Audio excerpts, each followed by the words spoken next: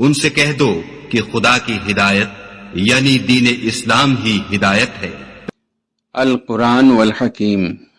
اور جو کافر ہیں وہ کہتے ہیں کہ ہم نہ تو اس قرآن کو مانیں گے اور نہ ان کتابوں کو جو ان سے پہلے کی ہیں، اور کاش ان ظالموں کو تم اس وقت دیکھو جب یہ اپنے پروردگار کے سامنے کھڑے ہوں گے اور ایک دوسرے سے رد و قد کر رہے ہوں گے۔ جو لوگ کمزور سمجھے جاتے تھے وہ بڑے لوگوں سے کہیں گے کہ اگر تم نہ ہوتے تو ہم ضرور مومن ہو جاتے۔ بڑے لوگ کمزوروں سے کہیں گے کہ بھلا ہم نے تم کو ہدایت سے جب وہ تمہارے پاس آ چکی تھی روکا تھا؟ نہیں، بلکہ تم ہی گناہگار تھے۔ اور کمزور لوگ بڑے لوگوں سے کہیں گے نہیں، بلکہ تمہاری رات دن کی چالوں نے ہمیں روک رکھا تھا جب تم ہم سے کہتے تھے کہ ہم خدا سے کفر کریں اور اس کا شریک بنائیں، اور جب وہ عذاب کو دیکھیں گے تو دل میں پشیمان ہوں گے اور ہم کافروں کی گردنوں میں طوق ڈال دیں گے، بس جو عمل وہ کرتے تھے انہی کا ان کو بدلہ ملے گا۔ اور ہم نے کسی بستی میں کوئی ڈرانے والا نہیں بھیجا مگر وہاں کے خوشحال لوگوں نے کہا کہ جو چیز تم دے کر بھیجے گئے ہو ہم اس کے قائل نہیں، اور یہ بھی کہنے لگے کہ ہم بہت سا مال اور اولاد رکھتے ہیں اور ہم کو عذاب نہیں ہوگا۔ کہہ دو کہ میرا رب جس کے لیے چاہتا ہے روزی فراخ کر دیتا ہے اور جس کے لیے چاہتا ہے تنگ کر دیتا ہے، لیکن اکثر لوگ نہیں جانتے۔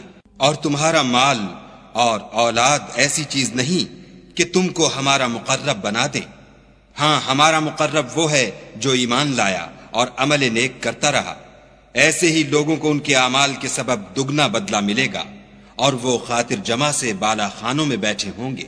جو لوگ ہماری آیتوں میں کوشش کرتے ہیں کہ ہمیں ہرا دیں وہ عذاب میں حاضر کیے جائیں گے۔ کہہ دو کہ میرا پروردگار اپنے بندوں میں سے جس کے لیے چاہتا ہے روزی فراخ کر دیتا ہے اور جس کے لیے چاہتا ہے تنگ کر دیتا ہے، اور تم جو چیز خرچ کرو گے وہ اس کا تمہیں عوض دے گا، وہ سب سے بہتر رزق دینے والا ہے۔ اور جس دن وہ ان سب کو جمع کرے گا پھر فرشتوں سے فرمائے گا کیا یہ لوگ تم کو پوجا کرتے تھے؟ وہ کہیں گے تو پاک ہے، تو ہی ہمارا دوست ہے، نہ یہ بلکہ یہ جنات کو پوجا کرتے تھے اور اکثر انہی کو مانتے تھے۔ تو آج تم میں سے کوئی کسی کو نفع اور نقصان پہنچانے کا اختیار نہیں رکھتا، اور ہم ظالموں سے کہیں گے کہ دوزخ کے عذاب کا جس کو تم جھوٹ سمجھتے تھے مزہ چکھو۔ اور جب ان کو ہماری روشن آیتیں پڑھ کر سنائی جاتی ہیں تو کہتے ہیں یہ ایک ایسا شخص ہے جو چاہتا ہے کہ جن چیزوں کی تمہارے باپ دادا پرستش کیا کرتے تھے ان سے تم کو روک دے، اور یہ بھی کہتے ہیں کہ یہ قرآن محض جھوٹ ہے جو اپنی طرف سے بنا لیا گیا ہے۔ اور کافروں کے پاس جب حق آیا تو اس کے بارے میں کہنے لگے کہ یہ تو صریح جادو ہے۔ اور ہم نے نہ تو ان مشرکوں کو کتابیں دیں جن کو یہ پڑھتے ہیں، اور نہ تم سے پہلے ان کی طرف کوئی ڈرانے والا بھیجا مگر انہوں نے تکذیب کی، اور جو لوگ ان سے پہلے تھے انہوں نے تکذیب کی تھی، اور جو کچھ ہم نے ان کو دیا تھا یہ اس کے 10ویں حصے کو بھی نہیں پہنچے، تو انہوں نے میرے پیغمبروں کو جھٹلایا، سو میرا عذاب کیسا ہوا۔ کہہ دو کہ میں تمہیں صرف ایک بات کی نصیحت کرتا ہوں کہ تم خدا کے لیے دو دو اور اکیلے اکیلے کھڑے ہو جاؤ، پھر غور کرو تمہارے رفیق کو مطلق سودا نہیں، وہ تو تم کو عذاب سخت کے آنے سے پہلے صرف ڈرانے والے ہیں۔ کہہ دو کہ میں نے تم سے کچھ صلہ مانگا ہو تو وہ تمہارا میرا صلہ خدا ہی کے ذمے ہے اور وہ ہر چیز سے خبردار ہے۔ کہہ دو کہ میرا پروردگار اوپر سے حق اتارتا ہے اور وہ غیب کی باتوں کا جاننے والا ہے۔ کہہ دو کہ حق آ چکا اور معبود باطل نہ تو پہلی بار پیدا کر سکتا ہے اور نہ دوبارہ پیدا کرے گا۔ کہہ دو کہ اگر میں گمراہ ہوں تو میری گمراہی کا ضرر مجھی کو ہے، اور اگر ہدایت پر ہوں تو یہ اس کی طفیل ہے جو میرا پروردگار میری طرف وحی بھیجتا ہے، بے شک وہ سننے والا اور نزدیک ہے۔ اور کاش تم دیکھو جب یہ گھبرا جائیں گے تو عذاب سے بچ نہیں سکیں گے اور نزدیک ہی سے پکڑ لیے جائیں گے، اور کہیں گے کہ ہم اس پر ایمان لے آئے، اور اب اتنی دور سے ان کا ہاتھ ایمان کے لینے کو کیوں کر پہنچ سکتا ہے؟ اور پہلے تو اس سے انکار کرتے رہے اور بن دیکھے دور ہی سے زن کے تیر چلاتے رہے، اور ان میں اور ان کی خواہش کی چیزوں میں پردہ حائل کر دیا گیا جیسا کہ پہلے ان کے ہم جنسوں سے کیا گیا، وہ بھی الجھن میں ڈالنے والے شک میں پڑے ہوئے تھے۔ شروع اللہ کے نام سے جو بڑا مہربان نہایت رحم والا ہے۔ سب تعریف خدا ہی کو سزاوار ہے جو آسمانوں اور زمین کا پیدا کرنے والا اور فرشتوں کو قاصد بنانے والا ہے، جن کے 2 اور 3 اور 4 پر ہیں، وہ اپنی مخلوقات میں جو چاہتا ہے بڑھاتا ہے، بے شک خدا ہر چیز پر قادر ہے۔ خدا جو اپنی رحمت کا دروازہ کھول دے تو کوئی اس کو بند کرنے والا نہیں، اور جو بند کر دے تو اس کے بعد کوئی اس کو کھولنے والا نہیں، اور وہ غالب حکمت والا ہے۔ لوگو، خدا کے جو تم پر احسانات ہیں ان کو یاد کرو۔ کیا خدا کے سوا کوئی اور خالق اور رازق ہے جو تم کو آسمان اور زمین سے رزق دے؟ اس کے سوا کوئی معبود نہیں، بس تم کہاں بہ کے پھرتے ہو؟ اور اے پیغمبر صلی اللہ علیہ وآلہ وسلم، اگر یہ لوگ تم کو جھٹلائیں تو تم سے پہلے بھی پیغمبر جھٹلائے گئے ہیں، اور سب کام خدا ہی کی طرف لوٹائے جائیں گے۔ لوگو، خدا کا وعدہ سچا ہے، تو تم کو دنیا کی زندگی دھوکے میں نہ ڈال دے، اور نہ شیطان فریب دینے والا تمہیں فریب دے۔ شیطان تمہارا دشمن ہے، تم بھی اسے دشمن ہی سمجھو۔ وہ اپنے پیرووں کے گروہ کو بلاتا ہے تاکہ وہ دوزخ والوں میں ہوں۔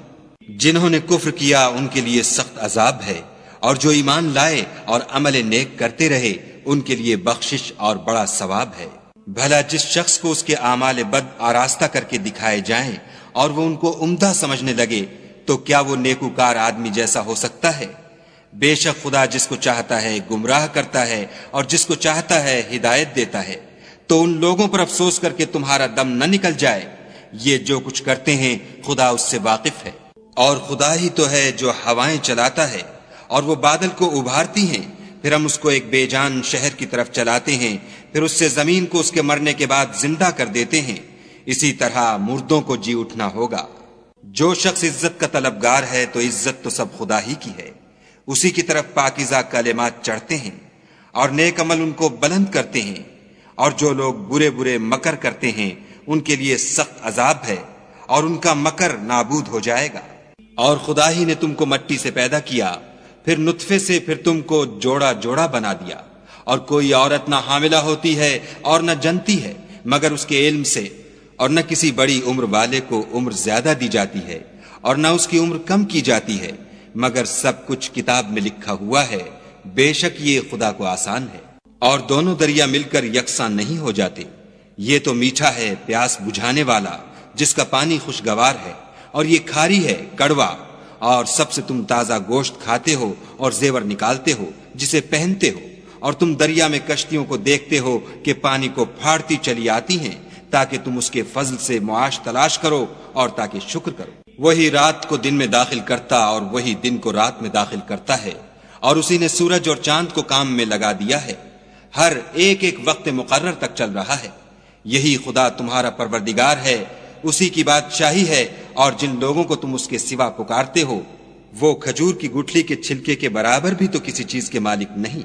اگر تم ان کو پکارو تو وہ تمہاری پکار نہ سنیں، اور اگر سن بھی لیں تو تمہاری بات کو قبول نہ کر سکیں، اور قیامت کے روز تمہارے شرک سے انکار کر دیں گے، اور خدائے باخبر کی طرح تم کو کوئی خبر نہیں دے گے۔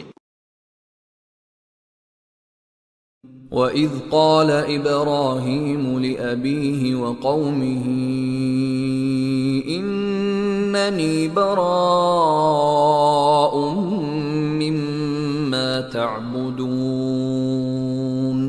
إِلَّا الَّذِي فَطَرَنِي فَإِنَّهُ سَيَهْدِينِ وَجَعَلَهَا كَلِمَةً بَاقِيَةً فِي عَقِبِهِ لَعَلَّهُمْ يَرْجِعُونَ بَلْ مَتَّعْتُ هَٰؤُلَاءِ وَآبَاءَهُمْ حَتَّىٰ جَاءَهُمُ الْحَقُّ وَرَسُولٌ مُّبِينٌ وَلَمَّا جَاءَهُمُ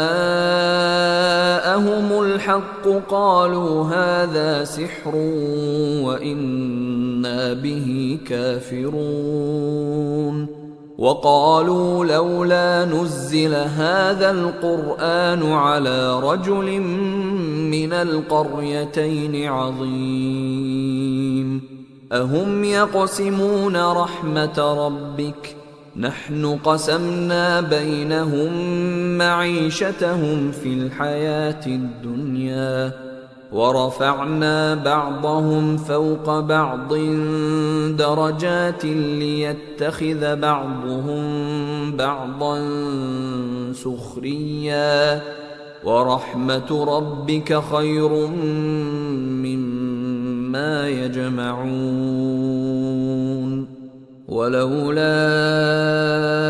أن يكون الناس أمة واحدة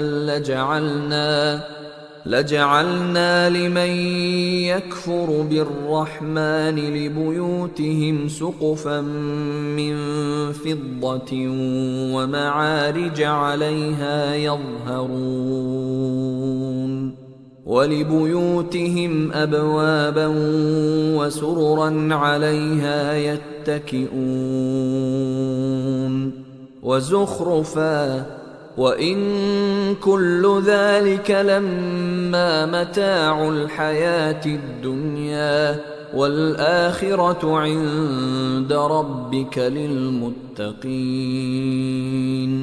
ومن يعش عن ذكر الرحمن نقيض له شيطانا فهو له قرين وإنهم ليصدونهم عن السبيل ويحسبون أنهم مهتدون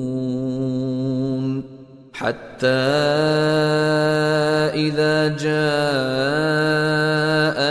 قال يا ليت بيني وبينك بعد المشرقين فبئس القرين ولن ينفعكم اليوم إذ ظلمتم أنكم في العذاب مشتركون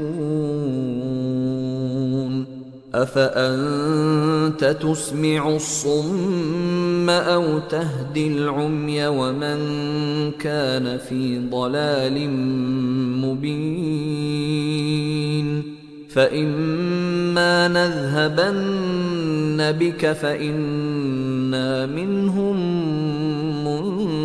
منتقمون أو نرينك الذي وعدناهم فإنا عليهم مقتدرون فاستمسك بالذي أوحي إليك إنك على صراط مستقيم وإنه لذكر لك ولقومك وسوف تسألون واسأل من أرسلنا من قبلك من رسلنا أجعلنا من دون الرحمن آلهة يعبدون ولقد أرسلنا موسى بآياتنا إلى فرعون وملئه فقال إني رسول رب العالمين فلما جاءهم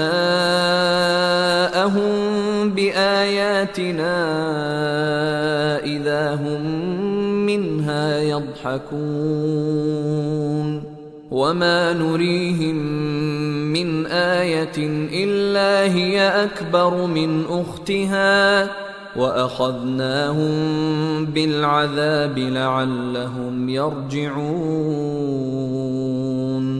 وقالوا يا أيها الساحر ادع لنا ربك بما عهد عندك إننا لمهتدون فلما كشفنا عنهم العذاب إذا هم ينكثون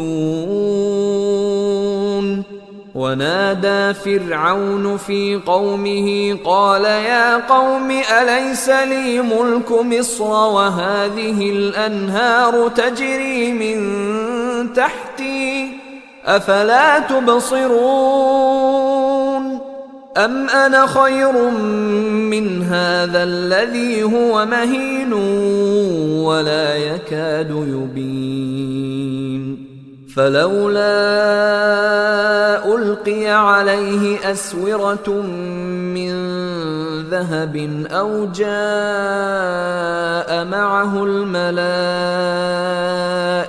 مقترنين فاستخف قومه فأطاعوه إنهم كانوا قوما فاسقين فلما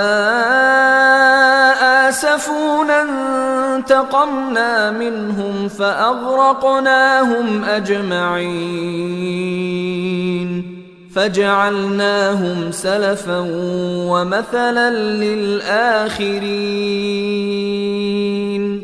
ولما ضرب ابن مريم مثلا إذا قومك منه يصدون وقالوا أآلهتنا خير أم هو ما ضربوه لك إلا جدلا بل هم قوم خصمون إن هو إلا عبد أنعمنا عليه وجعلناه مثلا لبني إسرائيل ولو نشاء لجعلنا منكم ملائكة في الأرض يخلفون وإنه لعلم للساعة فلا تمترن بها واتبعون هذا صراط مستقيم ولا يصدنكم الشيطان إنه لكم عدو مبين ولما جاء عيسى بالبينات قال قد جئتكم بالحكمة ولأبين لكم بعض الذي تختلفون فيه فاتقوا الله وأطيعون إن الله هو ربي وربكم فاعبدوه هذا صراط مستقيم فاختلف الأحزاب من بينهم فويل للذين ظلموا من عذاب يوم أليم هل ينظرون إلا الساعة أن تأتيهم بغتة وهم لا يشعرون الأخلاء يومئذ بعضهم لبعض عدو إلا المتقين يا عباد لا خوف عليكم اليوم ولا أنتم تحزنون الذين آمنوا بآياتنا وكانوا مسلمين ادخلوا الجنة أنتم وأزواجكم تحبرون يطاف عليهم بصحاف من ذهب وأكواب وفيها ما تشتهيه الأنفس وتلذ الأعين وأنتم فيها خالدون وتلك الجنة التي أورثتموها بما كنتم تعملون لكم فيها فاكهة كثيرة منها تأكلون إن المجرمين في عذاب جهنم خالدون لا يفتر عنهم وهم فيه مبلسون وما ظلمناهم ولكن كانوا هم الظالمين. ونادوا يا مالك ليقض علينا ربك قال إنكم ماكثون. لقد جئناكم بالحق ولكن أكثركم للحق كارهون. أم أبرموا أمرا فإنا مبرمون. أم يحسبون أنا لا نسمع سرهم ونجواهم بلى ورسلنا لديهم يكتبون. قل إن كان للرحمن ولد فأنا أول العابدين. سبحان رب السماوات والأرض رب العرش عما يصفون. فذرهم يخوضوا ويلعبوا حتى يلاقوا يومهم الذي يوعدون. وهو الذي في السماء إله وفي الأرض إله وهو الحكيم العليم.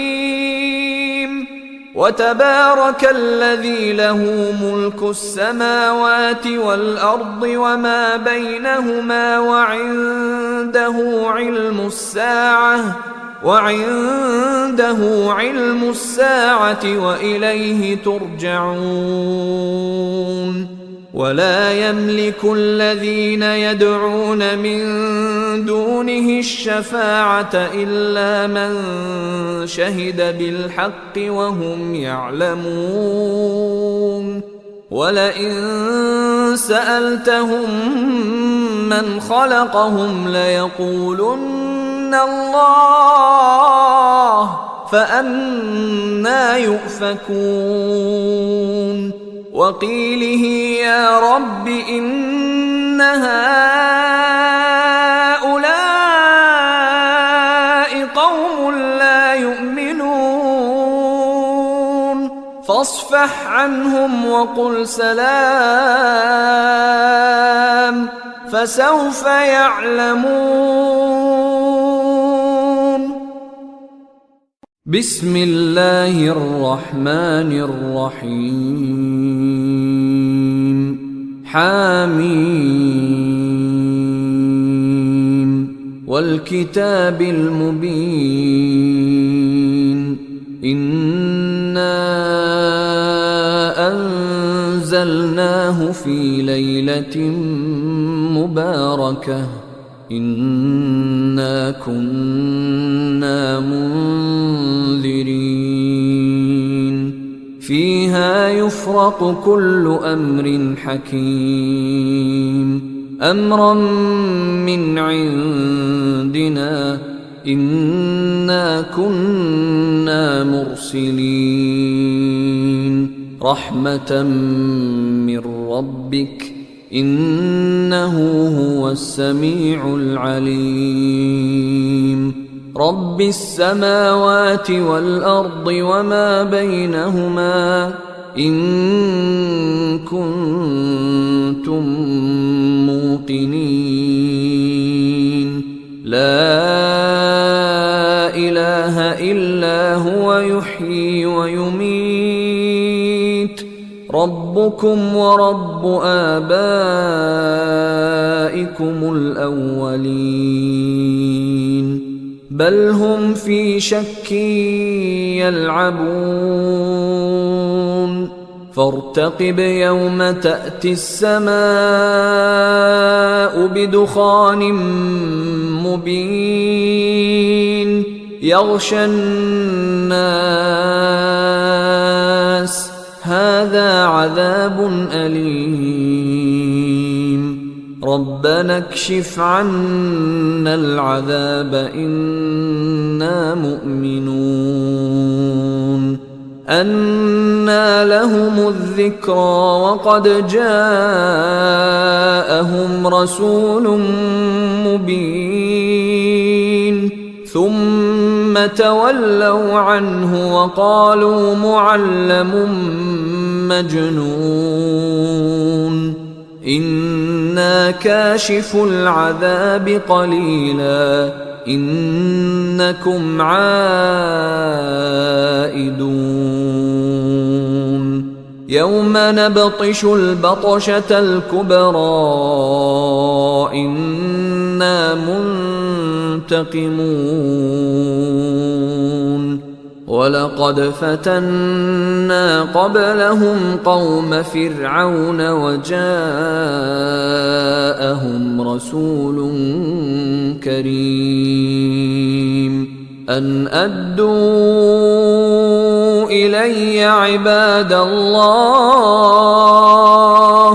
إني لكم رسول أمين وأن لا تعلوا على الله إني آتيكم بسلطان مبين وإني عذت بربي وربكم أن ترجمون وإن لم تؤمنوا لي فاعتزلون